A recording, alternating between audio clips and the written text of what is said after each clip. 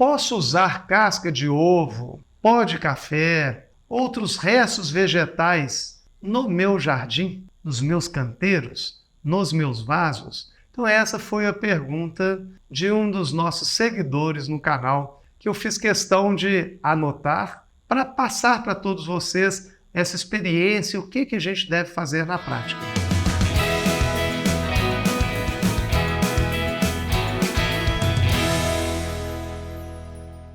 Isso, na verdade, é uma dúvida que ocorre e quando você vê vários canais, não é fazendo uma crítica, é fazendo uma crítica construtiva. Muitas vezes as pessoas têm aquelas receitas mirabolantes, né? Que eu bato aqui casca de ovo no liquidificador com pó de café e misturo com casca de banana, tudo batido no liquidificador e dá aquele caldo e eu jogo nos meus vasos. Isso seria bom? Por incrível que pareça, em 98% dos casos não seria bom. Por que não seria bom? Qual que é a técnica? O que eu teria que fazer para que isso fosse bom para as minhas plantas? Então vamos falar de todos os pontos, vou tentar abordar todos os pontos de vista, que isso aí não é a resposta direta, objetiva e rápida. Mas você entendendo o ponto de vista, você vai ver. De modo geral, a gente tem duas coisas que vocês têm que diferenciar. Matéria orgânica é uma coisa, adubo orgânico é outra coisa. Então são duas coisas diferentes. Então a matéria orgânica é o estado in natura que depois daquilo compostado torna-se um adubo orgânico. Aí sim a planta vai aproveitar. A planta não consegue aproveitar a matéria orgânica. Quando ela está crua, a planta não consegue retirar os nutrientes daquela matéria orgânica crua, por mais que esteja batido no liquidificador, esteja um caldo, uma nata de banana, ela não consegue aproveitar. Tem que fazer o quê? Os micro-organismos atuarem para fazer esse processo de compostagem, que é transformar a matéria orgânica no estado equilibrado, no qual esse estado, diluindo na terra, vai fornecer nutrientes para a planta. Então, eu espero que tenha ficado bem entendido. Recapitulando, adubo orgânico é uma coisa, matéria orgânica é outra. A matéria orgânica, depois de compostada, e quem faz a compostagem são os micro-organismos, elas transformam-se em adubo orgânico. E na planta eu vou procurar sempre usar adubo orgânico e não matéria orgânica. Agora, olha para vocês terem ideia, a coisa é um pouco complexa, mas são raras exceções que dá esses 2%. Então eu já tive a oportunidade de fazer um curso na Fundação Mokichi Okada, no qual os solos aonde nós visitamos eram solos bastante orgânicos, no qual eles acrescentavam micro-organismos eficazes ou efetivos, que era um coquetel ali que tinha actinomicetos, bactérias lácticas, bactérias fotossintéticas e leveduras, e esses micro-organismos aceleravam o processo de decomposição daquela matéria orgânica. Então acelerava o processo de compostagem, que a gente pode fazer isso em compostagem também para acelerar esse processo. Tá? Mas olha, é exceção.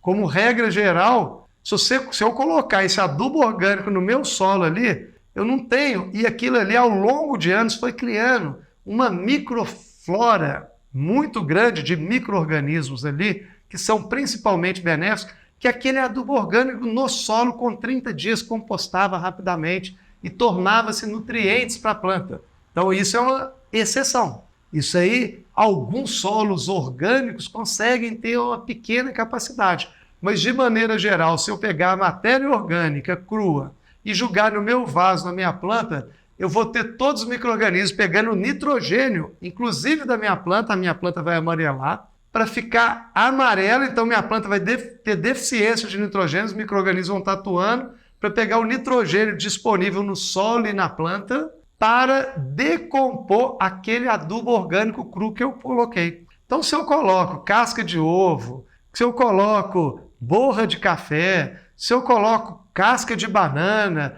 aquilo ali com uma frequência, eu vou estar atuando no processo de compostagem e aquilo precisa, que é uma diferença da carbono com o nitrogênio, precisa do nitrogênio para decompor aquele material. Consequentemente, se eu não estiver fornecendo nitrogênio em grande quantidade, a minha planta vai ter déficit de nitrogênio. Aquilo pode aquecer e queimar minhas raízes de planta. Então, isso não é benéfico, a não ser que você põe esporadicamente, em pouca quantidade. Agora, colocar com frequência em grande quantidade, isso provavelmente vai te dar mais problema do que resultados bons. Sei que vai ter pessoas que vão falar assim, Haroldo, mas eu faço isso e coloco sempre no meu vasinho. Mas o que você põe junto? Põe um adubo orgânico? Põe um composto orgânico? Aquele composto orgânico está fazendo benefício, aquele adubo foliar, aquele adubo mineral, e o outro está fazendo um processo que vai ser bem a longo prazo, quando tudo é bom, num local certo, ventilado, revirado. Para você ter ideia, isso demora em torno de 90 dias. Imagina isso sendo colocado por cima da sua terra. Esses 90 dias vão virar talvez um ano, meio ano, vai virar muito tempo ali, 180 dias, vai virar muito tempo isso aí. Então, como regra geral, evitem a colocação de adubos orgânicos, de matéria orgânica, né? De adubos que a gente chama de coisas que vão virar adubo de matéria orgânica crua, ali nos seus vasos, nos seus canteiros, nas suas hortas, porque isso vai causar mais prejuízo do que benefício, a não ser que você conseguiu montar uma estrutura, como foi dito anteriormente, em equilíbrio, com muitos micro-organismos eficazes que têm a capacidade de decompor aquela matéria orgânica crua rapidamente e transformar aquilo em adubo orgânico, que a planta já continua a absorver o que tinha anteriormente, está absorvendo aqueles novos, vão ser decompostos bem rapidamente, que vai durar aí pouco mais de 30 dias naquela situação de campo. Vendo isso, eu sei que vão surgir perguntas, faça as perguntas, terei maior prazer em respondê-las e estamos aí para orientá-los da forma que mais convier e caso tenha alguma dúvida que seja mais difícil, como consultoria online ou consultoria presencial, caso seja o caso. Obrigado e até a próxima.